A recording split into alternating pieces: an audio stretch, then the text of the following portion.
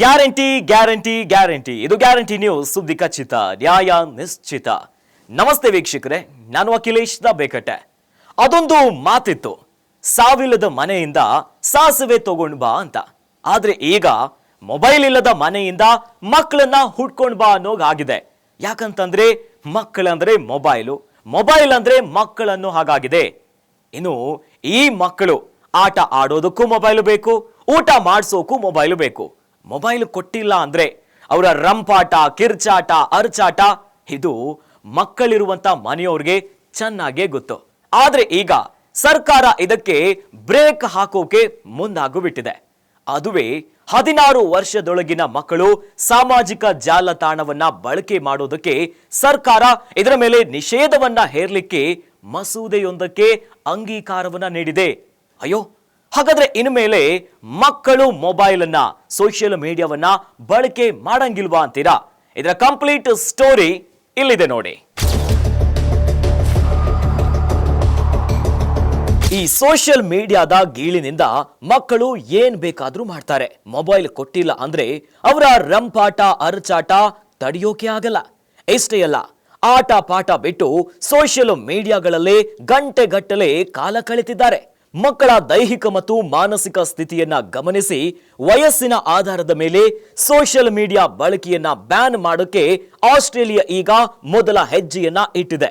ಈ ಅನುಸಾರ 16 ವಯಸ್ಸಿಗಿಂತ ಕೆಳಗಿನ ಮಕ್ಕಳು ಸಾಮಾಜಿಕ ಜಾಲತಾಣ ಬಳಕೆಯನ್ನ ನಿಷೇಧಿಸುವ ಮಸೂದೆಯನ್ನ ಆಸ್ಟ್ರೇಲಿಯಾದ ಸಂಸತ್ತಿನ ಕೆಳಮನೆಯಾದ ಹೌಸ್ ಆಫ್ ರೆಪ್ರೆಸೆಂಟೇಟಿವ್ ನಲ್ಲಿ ಅಂಗೀಕರಿಸಲಾಗಿದೆ. ಇನ್ನು ಮಸೂದೆಯ ಪರ 112 ಸದಸ್ಯರು ಮತವನ್ನ ಹಾಕಿದ್ದಾರೆ. ಸಂಸತ್ತಿನ ಮೇಲ್ಮನೆ ಸೆನೆಟ್ನ ಒಪ್ಪಿಗೆ ಸಿಕ್ಕರೆ ಅದು ಕಾನೂನಾಗಲಿದೆ. ಈ ಕಾನೂನು ತಂದ ವಿಶ್ವದ ಮೊದಲ ದೇಶ ಎನ್ನುವ ಹೆಗ್ಗಳಿಕೆ ಆಸ್ಟ್ರೇಲಿಯಾ ಪಾಲಾಗಿದೆ. ಹಾಗಾದ್ರೆ ಮಸೂದೆಯಲ್ಲಿ ಏನಿದೆ ಅಂತೀರಾ?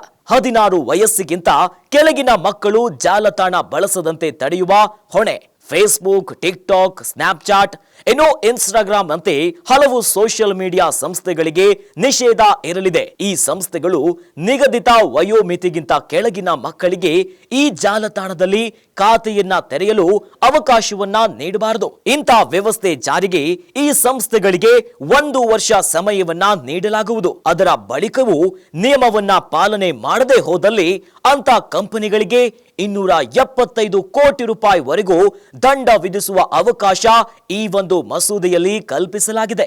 ಇನ್ನು ಕಳೆದ ವರ್ಷ ಫ್ರಾನ್ಸ್ 15 ವರ್ಷದೊಳಗಿರುವವರಿಗೆ ಸಾಮಾಜಿಕ ಮಾಧ್ಯಮ ಬಳಕೆಯ ನಿಷೇಧದ ಪ್ರಸ್ತಾಪವನ್ನ ಮುಂದಿಟ್ಟಿತ್ತು.